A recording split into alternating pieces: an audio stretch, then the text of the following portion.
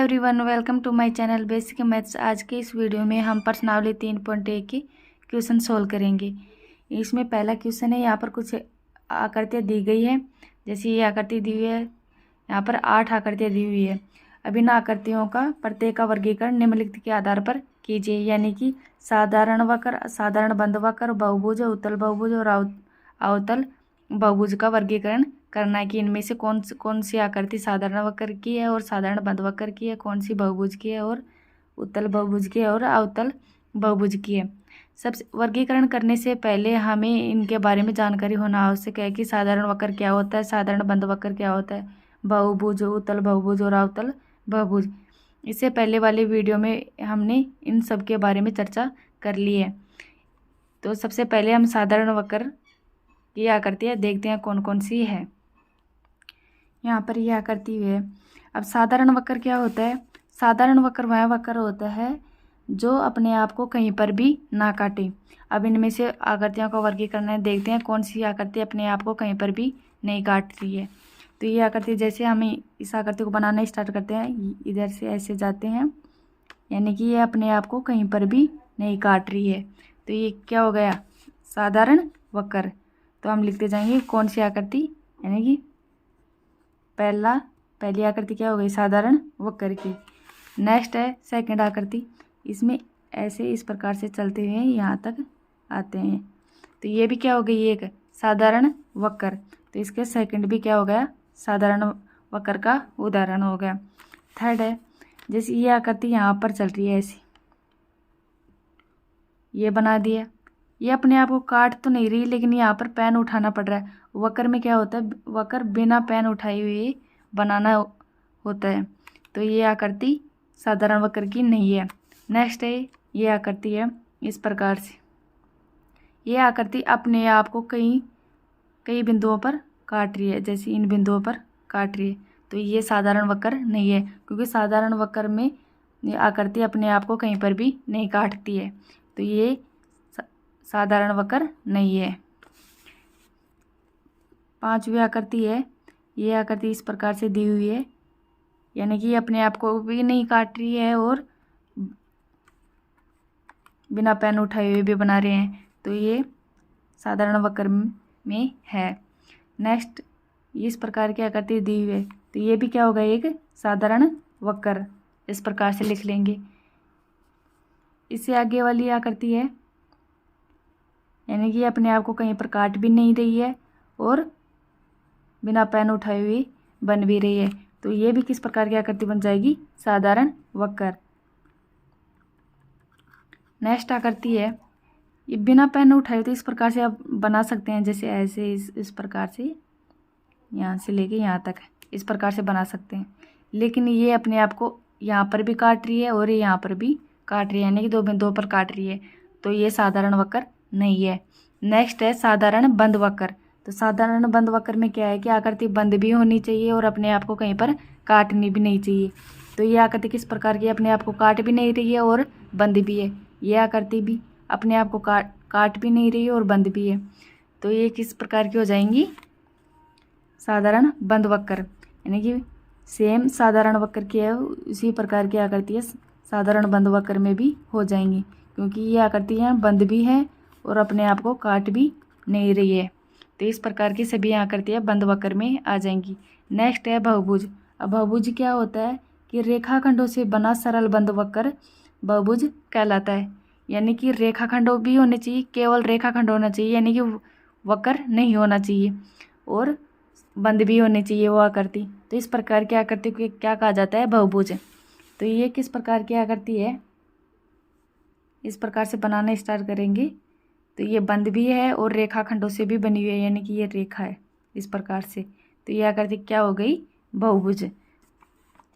ये आकृति ये भी बहुभुज में काउंट होगी, क्योंकि ये रेखाखंडों से भी बनी हुई है और बंद भी है। तो इनमें लिखते जाएंगे ऐसे बहुभुज में।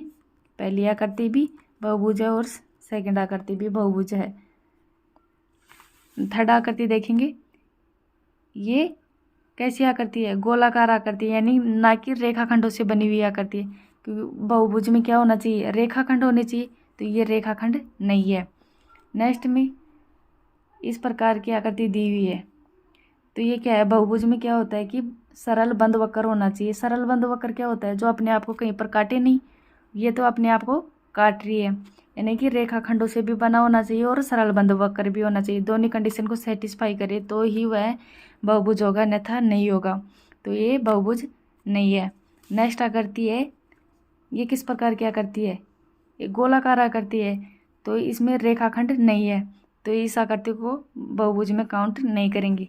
इस प्रकार की आकृति भी बहुभुज नहीं है। अब इसमें रेखाखंड भी है और वक्र भी है, तो बहुभुज में क्या होता है, केवल रेखाखंड होने चाहिए और सरल बंद वक्र होना चाहिए। तो ये बंद वक्र तो है, लेकिन ये क्या नहीं है, केवल रेखाखंडों से बनी हुई आकृति नहीं है, तो ये बहुभुज में काउंट नहीं होगा। नेक्स्ट इस प्रकार की आकृति है, ये भी क्या है, एक वक्र है, ना कि रेखाखंडों से बनी हुई आकृति है, तो इस प्रकार की आकृति को भी क्या कहेंगे, बहुभुज में काउंट नहीं करेंगे। नेक्स्ट है उत्तल बहुभुज। अब उत्तल बहुभुज क्या होता है, उत्तल बहुभुज में यानी कि सभी कोण 180 डिग्री से कम होने चाहिए। तो देखते हैं, ये बहुभुज है और इसमें सभी कोण यानी कि ये कोण भी, ये कोण, ये कोण, ये कोण 180 डिग्री से ज़्यादा हो गया, तो ये उत्तल बहुभुज नहीं होगा। अभी इसमें सेटिस्फाई होगा कि ये उत्तल बहुभुज नहीं है, तो ये उत्तल बहुभुज नहीं है। नेक्स्ट आकृति है, ये भी 180 डिग्री से कम है, ये भी 180 डिग्री से कम है और 180 डिग्री से कम है, ये भी 180, यानी कि ये क्या है, उत्तल बहुभुज है।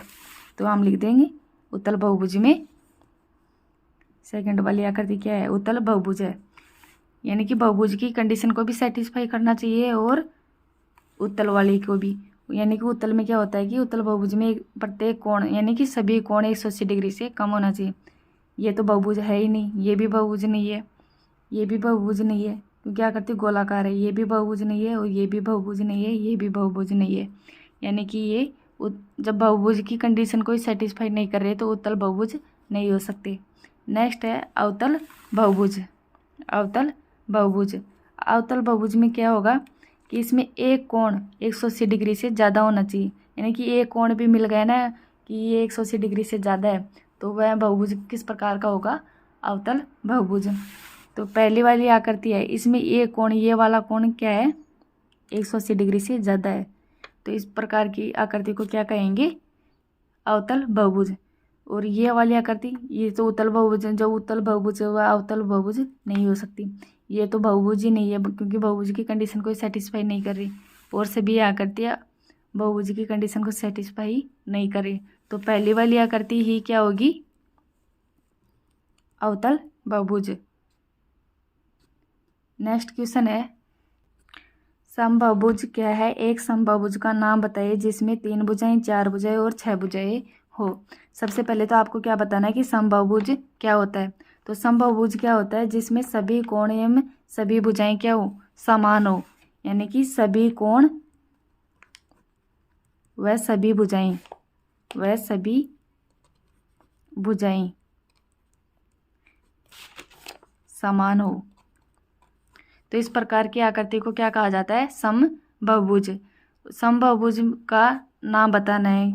इसमें 3 भुजाएं दी हुई है तो उस आकृति का क्या नाम होगा, अगर उसमें 4 भुजाएं दी हुई हैं तो उस आकृति का क्या नाम होगा, यानी समबाहुभुज का नाम बताना है।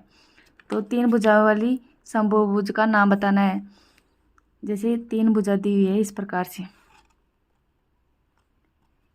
इसका प्रत्येक कोण और प्रत्येक भुजा क्या होनी चाहिए, बराबर होनी चाहिए, यानी कि समान होनी चाहिए। तो इस प्रकार की आकृति को क्या बोलेंगे, समबाहु त्रिभुज। यानी कि 3 भुजाएं हैं तो त्रिभुज है, और समान है तो समबाहु, समबाहु त्रिभुज। इस आकृति को क्या बोलेंगे, समबाहु त्रिभुज। यानी कि 3 भुजाएं दी हुई है तो उस आकृति को क्या बोलेंगे, समबाहु त्रिभुज। नेक्स्ट क्वेश्चन है, 4 भुजाएं हो, यानी कि 4 भुजाएं दी हुई है तो उस समबाहुभुज का क्या नाम होगा। तो इसमें 4 भुजाएं देखो, जैसे एक वर्ग है, ये कोई क्या है, वर्ग। वर्ग के चारों कोणों का मान भी बराबर होता है और इसकी भुजाएं भी बराबर होती है। तो इस समबाहु आकृति का क्या नाम हो गया? वर्ग। नेक्स्ट है 6 भुजाएं दी हो। अगर 6 भुजाएं दी हो तो उस आकृति का क्या नाम होगा, यानी उस समबाहुभुज का क्या नाम होगा? तो ये आकृति किस प्रकार से बनेगी?